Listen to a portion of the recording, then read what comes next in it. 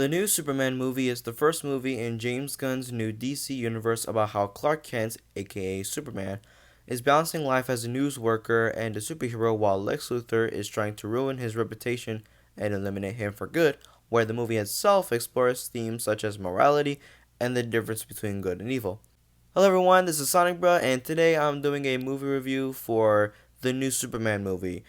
And I saw this at a standard screening in my local theater, and let me just tell you this, it is worth every single penny in your wallet. This is the second of the most anticipated movies of the summer, along with Jurassic World Rebirth, which we already got, and the next one is going to be Fantastic Four, which I can't wait for. But back onto the movie. Superman is directed by James Gunn, who, if you don't know, has directed the Guardians of the Galaxy movies and the 2021 Suicide Squad movie.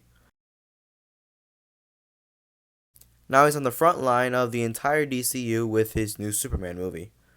And here's my pros, which is first, the casting. Superman is played by David Cornsweet, who does a phenomenal job providing a direct and accurate portrayal of the symbol of hope we know from the comics and early TV shows, as well as what the comic book fans would recognize back in the day.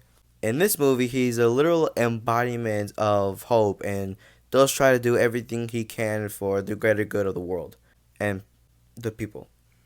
Nicholas Hoult plays Lex Luthor, and I think he does a really good job at playing Lex. Lex is depicted as this day one hater of Superman who is jealous of him and his fame. This version of Lex is just downright evil, and I actually think that's a good move for characterizing a villain, because then you actually hate the villain and you don't have any sympathy towards them because they're a villain. They do bad stuff. That's how you're supposed to make a villain. Rachel Brosnahan plays a very well Lois Lane and has a great chemistry with David Cornsweet on screen. Other actors such as Nathan Fillion as Guy Green Lantern, Maria Gabriela de Faria as the Engineer, and especially Mr. Terrific, who I loved in the movie, played by Eddie Gothegi. I really like the story as well as its overall theme about humanity and how being kind is kind of like the new punk rock, because the world is basically evil. Like, we all know this, the world is bad. There's a lot of evil people around the place, and being kind is just apparently a concept that everyone decides to ignore, when literally it's one of the best things about people is that we can be kind to those who do good, and also sometimes we have to show kindness to people who may need it. And also about how being human is literally our greatest strength because of how good that can come, even if as humans we continue to mess up. And I really think that helps the DCU come to a good start with a powerful and great message literally at the beginning of the universe. But besides the narrative in the story, here's what I also liked.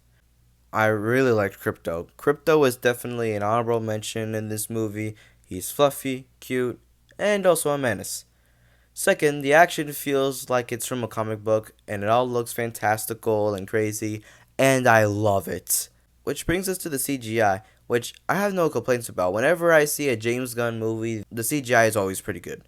And also, the quality of the movie is pretty much the same as any other James Gunn film, like the Suicide Squad movie, which I haven't seen, by the way, and the Guardians of the Galaxy movies. It's on the same level.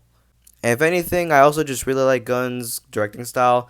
I don't know how to describe it, I just like the way he envisions things. Also, this movie feels like a comic book brought to life, because it's not too literal to let itself be a fantastical world full of superheroes.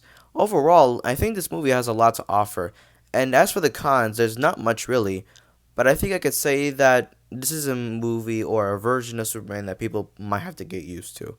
And what I mean by that is that it's going to be interesting because a lot of people are used to having Henry Cavill playing Superman, and I understand that Henry Cavill was awesome. But the thing is, though, this take of Superman is completely different and is more comic accurate. And it's also really embodying Superman from who he was in the comics and also the cartoons and maybe in the older movies.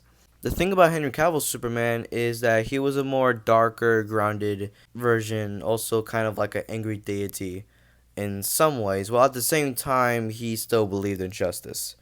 The main difference is being the old DCU felt grounded and dark, while the new DCU, especially with the new Superman, is going to feel more lighthearted and fun, And if you're going to this new Superman movie, you're still going to feel used to the Snyderverse one.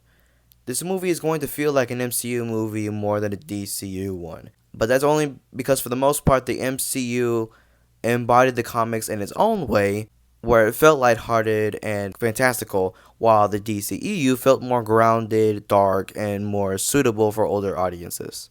With exceptions like Shazam and Blue Beetle, of course.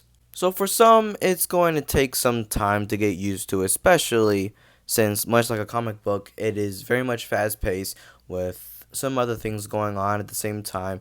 And I know for some audiences, it's hard to follow when a movie is fast paced. But with all that in mind, think of it like a new album.